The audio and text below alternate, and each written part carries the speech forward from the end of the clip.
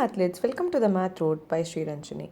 Here in this video, we are going to discuss the common mistakes made by students while finding the square root of a number.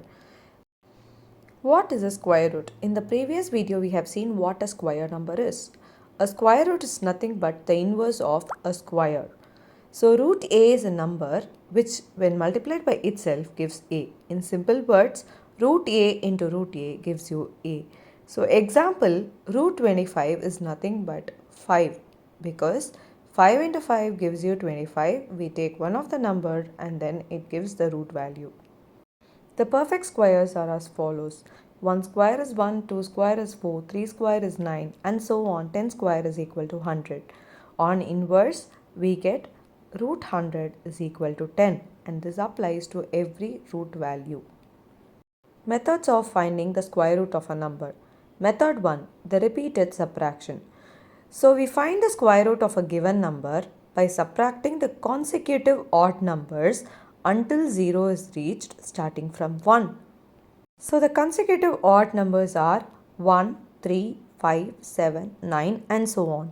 So starting from the number, we subtract these numbers to arrive at 0. Let us look at an example. Let us find the square root of 25. So beginning from 25, we subtract 1. 25 minus 1 gives you 24.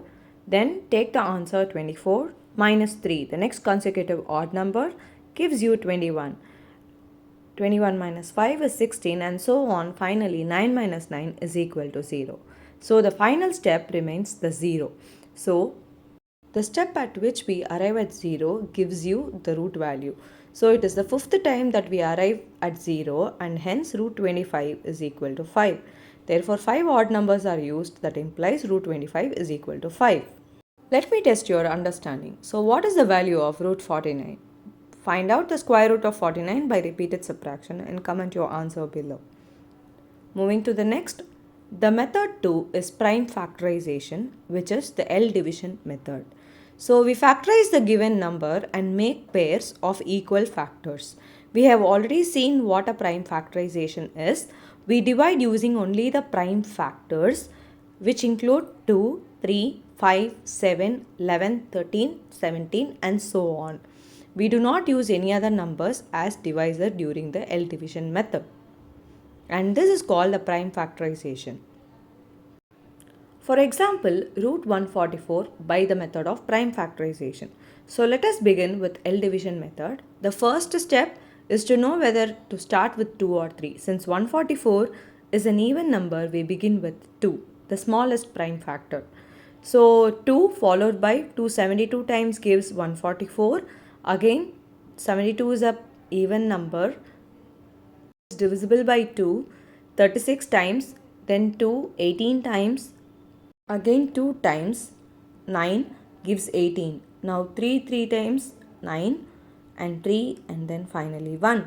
So we write the factors as follows. 144 is equal to 2 into 2 into 2 into 2 into 3 into 3. Grouping as pairs, we get to take 2, 2 and 3 from each pair and their product results as 12. Therefore, square root of 144 gives you 12.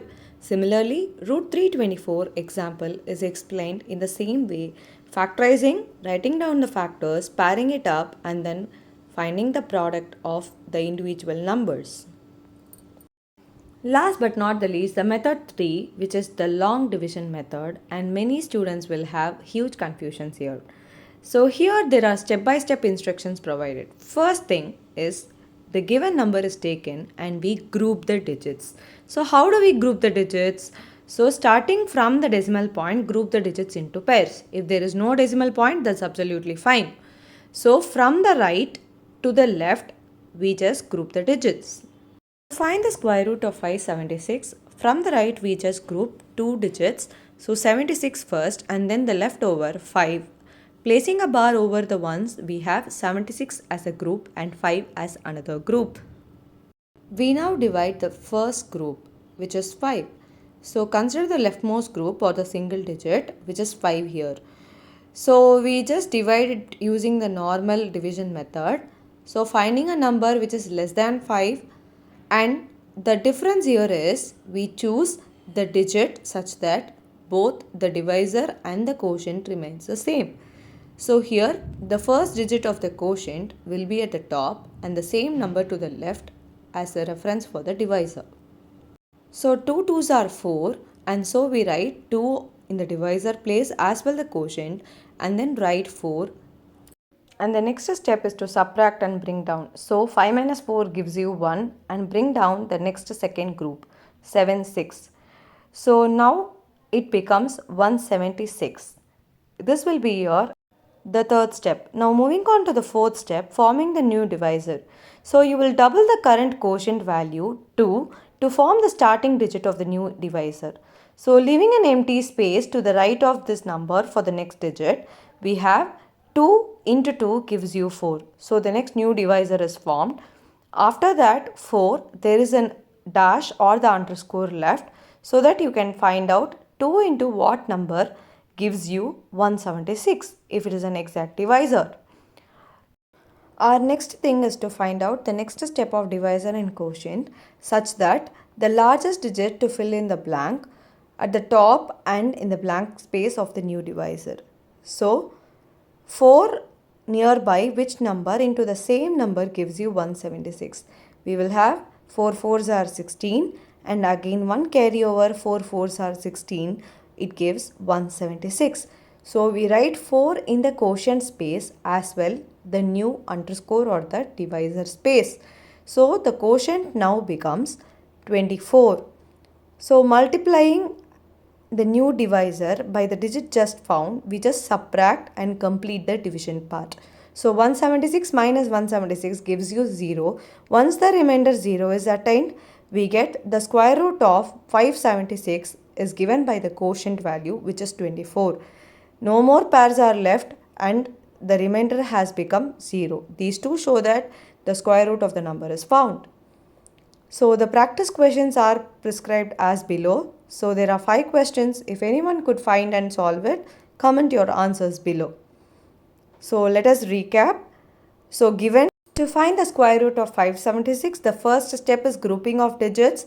We divide it into 2 groups, first group and second group, and then we divide the first group having the same divisor and the quotient. So having 5 as the first group, 2 2s are 4, less than 5, so we subtract it, bring down the remaining group 176, follow the same procedure, find out the number such that you double the quotient value, then rewrite the new divisor and the new quotient value, and the process continues until you get the remainder 0 and there are no pairs remaining to find out the square root of a number.